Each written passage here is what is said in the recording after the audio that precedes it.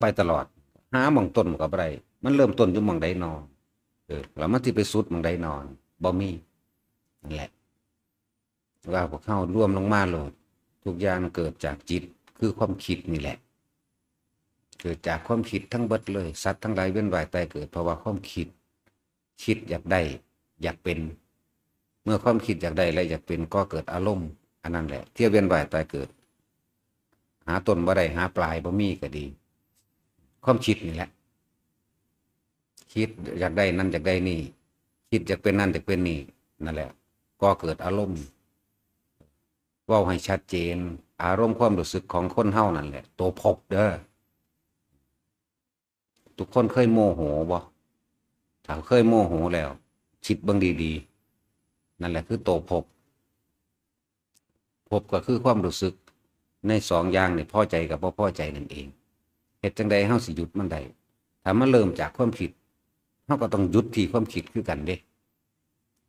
แต่ละมือแต่ละเว้นเฮาสิเน้นเอาเมืองนี้เฮาบ่เน้นกิริยาท่าทางอีหยังมากมายเพียงแต่ว่าตอนที่ฟังก็ต้องร่วมกันนั่งเป็นธรรมดาครับแต่ว่าได้หลักการได้วิธีการแล้วให้ทุกคนไปกระทำเอาเองการกำหนดรู้ให้มันทันความคิดเจ้าของนั่นแหละนี่คือจุดหมาย เราก็จะมีวิธีการฝึกหัดว่าหยุดคิดเอื่นว่าสมถะก่อนส่วนวิปัสสนาก็คือเห็นความคิดที่คิดอยากได้อยากดีอยากมีอยากเป็นแล้วก็เกิดอารมณ์แล้วเราก็รู้ว่าอารมณ์ความรู้สึกนี้ว่าเป็นภพโกรธลงนรกเลยเนรยคติภพความอยากได้โลภแบบนั้นแบบนี้อยากได้แบบมีวันพอเอินว่าเปรตเลยไปสู่อบายภูมิเพื่อเก่าความลุ่มหลงในทรัพย์สินเงินทองตลอดทั้งชื่อเสียงนี่เป็นลักษณะแห่งสัตว์เดรัจฉานเป็นทั้งสี่แต่เฮาหูตัวนี้แล้วคิดให้ดีๆว่าทุกสิ่งทุกอย่างที่มีมาและเคยมีมาในอดีตศาสตร์เฮาคือปัจจุบันนี่แหละคือเมื่อวานเมื่อซื่อนี่หรือปีที่แล้วก็ซ้ำทุกสิ่งทุกอย่างหาความจีรังยังยืนบ่ได้เด้เห็นไหมบ่ว่าสิได้หยังมา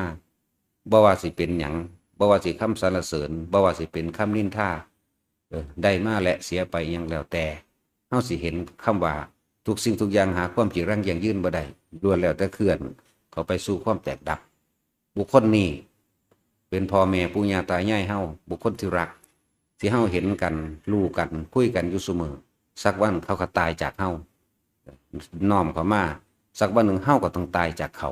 เฮาก็ต้องตายจากสิ่งที่มีอยู่แม้สิ่งที่มีอยู่ก็ต้องเสื่อมสลายแตกดับตายไปจากเฮาคือกันนี่ว่าเห็นความบ่เที่ยงแท้แน่นอนของสิ่งทั้งหลายทั้งปวงนั่นแหละเพื่อนง่ายเข้าไปสู่ความแตกความดับความตายถ้าเฮาหูท่านตัวนี้คือหูท่านความคิดที่เขาไปยึดก็เกิดอารมณ์แล้วก็พยายามให้เห็นโทษของมันในความเข้าไปยึดในอารมณ์ในความรู้สึกของมัน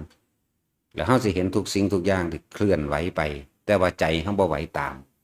บ่มีความปรารถนาในความอยากได้อยากดีอยากมีอยากเป็นนั่นแหละเป็นที่สุดของโลกที่สุดก็คือความบ่อยากนี่เองความที่ก่อเกิดอารมณ์บ่ได้เพราะว่าเห็นตามความเป็นจริงแล้วก็เห็นจริงตามประสบการณ์จริงของเจ้าของพ้องผู้ใดก็เห็นตัวคนตายมันจริงหรือมันปลอมล่ะมันว่าล่ะปู่ย่าตายายเฮาก็ตายมาหลายแล้วครูบาอาจารย์เฮาก็ตายมาหลายแล้วเออ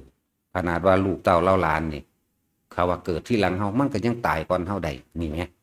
เห็นตามจริงแบบนี้ไหมพ่อแม่ก็ตายมาแล้วนี่เห็นตามจริงแล้วยอมรับบ่หวั่นไหวบ่ลั่งแล้วก็บ่จะให้เป็นแบบนั้นแบบนี้มีแต่ความเข้าใจเนี่ยจังว่าแต่ละคนนั่นให้เห็นตามความเป็นจริงแบบนี้ยอมรับกับมันแล้วเบิ่งความรู้สึกเจ้าของเองเป็นเครื่องวัดก็คืออารมณ์ความรู้สึกในความพอใจกับบ่พอใจนี่ต่างหากวัดอย่างวัดว่าเจ้าของสิสิ้นภพสิ้นชาติมากน้อยเพียงใดก็ตามวัดตัวนี้เด้ออารมณ์เด้อเพราะอารมณ์คือภพก่อนที่จะเกิดภพคือเกิดคิดใช่บ่ล่ะความคิดเฮาปรุงแต่ง ประกอบกันเขาอยากให้เป็นแบบนั้นอยากให้ได้แบบนี้คือยังอยากเฮาอยากให้ลูกเต่าเราหลานเฮาเป็นนั่นเป็นนี่เฮาสิมีความรู้สึกพอใจกับอาชีพบางอย่างที่อยากให้เขาเป็นอยากให้เขาเป็นทหารอยากให้เขาเป็นตำรวจอยากเขาเป็นครูเบิ่งความรู้สึกเจ้าของในขณะคิดนำเด้อความคิดกับความรู้สึกเป็นไปพร้อมกันโลดเด้เบิ่งไปเรื่อยไปเรื่อยนั่นแหละ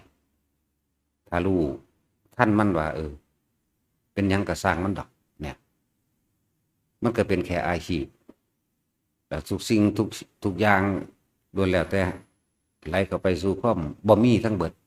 แตกดับทั้งเบิดเสื่อมสลายทั้งเบิดตายทั้งเบิดอยู่แล้วดังนั้นในความทะเยอทะยานอยากในการคิดของพวกเขาเองอยากให้ลูกหลานเป็นนั่นเป็นนี่เบิ่งความรู้สึกเจ้าของแม้นเฮาสิหักรักหวังดีปรารถนาประเสริฐสุดเพียงใดกระช่างถ้าเขาบ่เฮ็ดเฮาก็เฮ็ดหยังกับเขาได้ลำพังตัวเฮาเองต่างหากที่ก่อเกิดพบได้พบเกิดขึ้นจากความคิดของเฮาที่ก่อเกิดอารมณ์เนาะนี่ก็เลยหาวิธีโดยเครื่องอยู่วิหารธรรมหรือที่เรือนแห่งใจเอาความรู้สึกมาอยู่กับตัวเองพบนั่นสิค่อยๆถูกละไปลืมไปคำว่าพบนั่นที่ถูกลืมถูกละก็คือความรู้สึกนั่นแหละบ่แม่นพบอยู่เมืองอื่นไกลๆที่เฮาเข้าใจว่าตายแล้วจังไปเด้พบมนุษย์พบนั่นพบนี่บ่แม่นแบบนั้นเด้อารมณ์ความรู้สึกของเรานี่แหละบอกเลยว่าเป็นตัวพบนี่แหละบอกว่ามืออื่นยังยาวไกลอยู่แต่ว่าพบเนี่ยเกิดกับเฮาตลอดเวลาแหละถ้าผู้ใดอยากหยุดพบได้ก็พยายามอยู่กับฐานทั้งสี่กายคือลมหายใจเป็นกายในกายหนึ่งความคิดเฮาบ่ออกไปหาไผแต่ว่าเฮาจดจ่อหรือเฮารู้ทำความรู้สึกรู้อยู่กับลมหายใจเข้าลมหายใจออกนี่พบก็เกิดขึ้นบ่ได้เพราะว่าจิตหมายถึงความคิด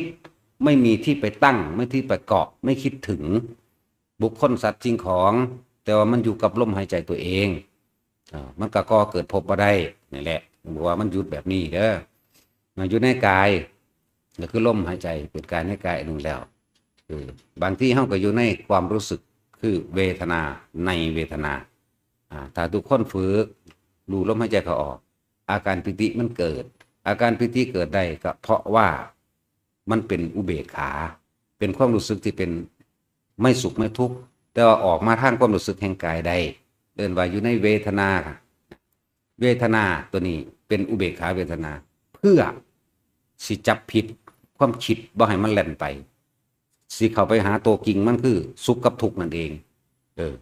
สุขกับทุกข์พอใจกับบ่พอใจตัวนี้สิเป็นตัวจับดักความคิดเฮาเองเด้อุเบกขานี่มันเป็นเวทนาอยู่สิจับดักอย่างดักเวลามันคิดไปปึ๊บดึงกลับมาลมหายใจมั่งดึงกลับมาอยู่กับความรู้สึกแห่งตนมั่งคือเวทนาในเวทนาของตัวเองนั่นแหละแต่เฮาคิดท่านปุ๊บมันก็กลับมาเองโดยเฮาบ่ได้กลับแค่มารู้อยู่กับลมปุ๊บมันก็เลื่อนไปลำดับของมันเองเมื่อเขาอยู่ในอารมณ์มันเป็นอุเบกขาเนี่ยเป็นอารมณ์ที่บ่มีสุขบ่มีทุกข์ดอกแต่หังคลุ้มเครืออยู่ในตัวหนึ่งอยู่ถ้าจะพูดถึงว่าจิตตัวนี้ก็เป็นจิตพรหมจิตพรหมเลื่อนว่าทรงฌานเจริญฌานโดยการเพ่งอยู่ในสติปัฏฐานสี่ทำให้บ่อยทำมาก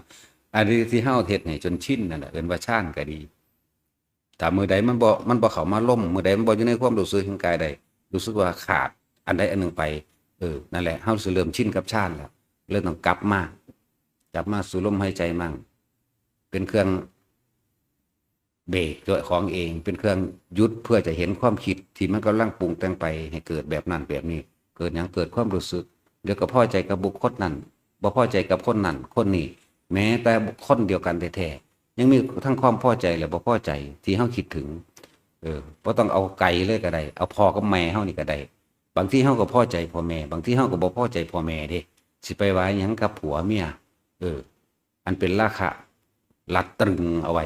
หวงไว้หึงไว้เป็นของกูไว้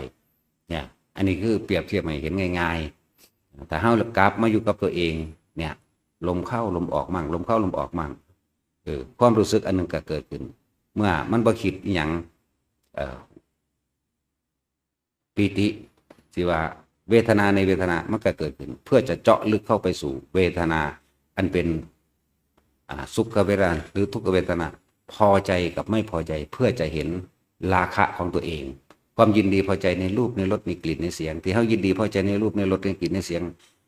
ในสัมผัสถูกต้องก็เกิดเป็นอารมณ์อาศัยการคิดเนี่ยก็รู้ท่านมันมาเรื่อยๆตัวนี้ก็คือตัวจิตในจิตนั่นเอง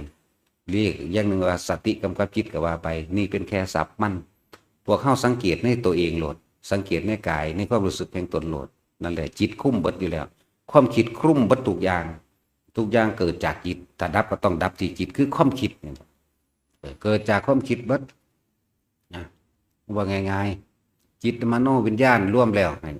ความรู้สึกนั่นแหละแต่ถ้าเฮาอันนี้ร่วมคนถือบ้านเดือดฝึกหัดนะเรื่องว่าความรู้สึกเข้านั่นแหละเรื่องจิตมโนวิญญาณมั่งแต่ว่าแต่เฮาท่านความคิดมันแล้วมันจะคอยสลัดออกดอกมันจะคอยเป็นของมันเองเรื่องบ่ร่วมเป็นหนึ่งเดียวกันใดมีแต่รู้กับรู้ถ้าว่ารู้กับรู้แล้วแต่ว่าบ่ได้เข้าไปยึดเอาในสิ่งที่รู้ก็เกิดอารมณ์ใดนี่แหละตัวจุดหมายของมันคือรู้บัดทุกอย่างในคำว่าบัดทุกอย่างอันเกิดจากตาหูจมูกลิ้นกายของเขาเองเดี๋ยวสิไปเข้าใจว่าเบิดทุกอย่างทั้งเบิดแบบลักษณะว่าคือพระพุทธเจ้ารู้แบบนั้นก็บ่แม่นรู้ในตาในหูในจมูกในลิ้นในกายของเขากระทบสัมผัสรู้สึกโดยตาว่าเห็นผู้หญิงผู้ชายเนี่ยเป็นสมมุติหนึ่งรู้เสียงเขาห้องเขาด่าเสียงแบบนั้นแบบนี้เขาก็รู้เสียงคนมีอารมณ์โกรธเสียงคนมีอารมณ์ดีเขาก็รู้แต่ว่าเขาบ่ดึงเขามายึดแล้วเขาบ่ไปวิจัยวิจารณ์ไปสุขไปทุกข์ยังกับเขาดอกมันก็รู้ไปเรื่อยตาหูจมูกได้กลิ่นหอมกลิ่นเหม็นเขาก็ไปปรุงแต่งในความพอใจหรือบ่พอใจเนี่ยนะรูปรสกลิ่นเสียงนั่นเสียงนี่สัมผัสทางกายอย่างสิเกิดสัมผัสทางกายอันนั้นอันนี้ก็แล้วแต่เขาบ่คิดนึกไปในทางถึงความพอใจหรือบ่พอใจสัมผัสทางกายจะเช่นว่าฮ้อนก็รู้ว่าฮ้อนก็เฮ็ดให้มันเย็นหนาวก็ฮู้ว่าหนาวก็เฮ็ดให้มันอุ่นให้มันอยู่โดยปกติของมันเองนั่นแหละเฮาบ่ได้ไปโอดครวญโดยความคิดเอาจักบ่แม่นไปโอดครวญโดยคิดเอาเด้ฮ้อนแม่มึงแท้ยามใดมึงสิหนาวแม่มึงแท้ยามใดมึงสิอุ่นสิฮ้อนหิวแม่มึงแท้อยากกินนั่นเด้อยากกินนี่เด้ก็บ่แม่นแบบนั้นนะรู้นี่เอิ้นว่ารู้ก็รู้นะเจ้าของดอกมันเป็นรู้แนวอื่นดอกนะคอยรักษาเข้ามาทำให้บ่อยทำให้มากทำให้ชินแล้วเฮาก็เห็นแบบว่ากายเวทนาจิตเนี่ยเมื่อมาเห็นแล้วก็เห็นสิ่งทั้งหลายทั้งปวงที่เรียกว่าธรรมสิ่งทั้งหลายทั้งปวงที่เรียกว่าธรรมกายเวทนาจิตเข้าสู่ธรรมสิ่งทั้งหลายทั้งปวงเนี่ยเฮาจึงไม่ยึดมั่นถือมั่นในสิ่งทั้งหลายทั้งปวงบ่ยึดมั่นถือมั่นอีหยังบ่คิดนึกปรุงแต่งว่าให้เป็นแบบนั้นให้เป็นแบบนี้เนี่ยมันก็เลยอยู่ว่างๆอยู่ธรรมดาไอ้เฮ็ดหยังก็บ่ไปเดือดร้อนความคิดบ่ปรุงแต่งในความอยากเป็นอยากให้เขาเป็นจังซั่นให้เขาเป็นจังซี่แม้ตัวเองก็ว่าบ่อยากให้เป็นแบบนั้นก็บ่อยากให้เป็นธรรมดามีแต่รู้แก้ไขดัดแปลงไปตามเหตุการณ์ที่มันกระทบกระทั่งแค่นั้นเองจึงว่ารู้อยู่ในปัจจุบันนี่แหละ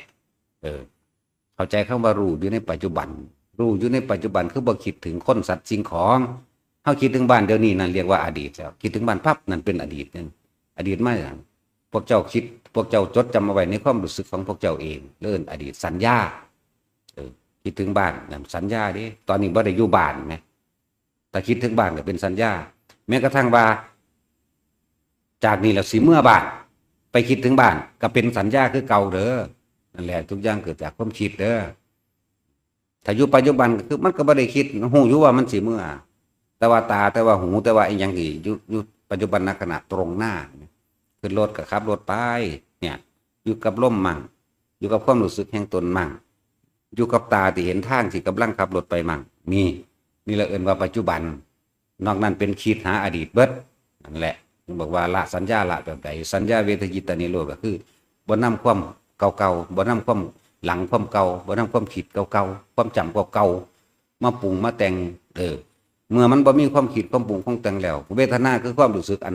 ตัวลึกของมันเลยพอใจกับบ่พอใจเนี่ยเกิดบ่ได้มันก็ดับทั้งตัวดับภพดับแบบนี้เลยเนี่ยเฮ็ดไปเรื่อยจนเกิดความเคยชินมันชินเองดอกเอาล่ะพ่อ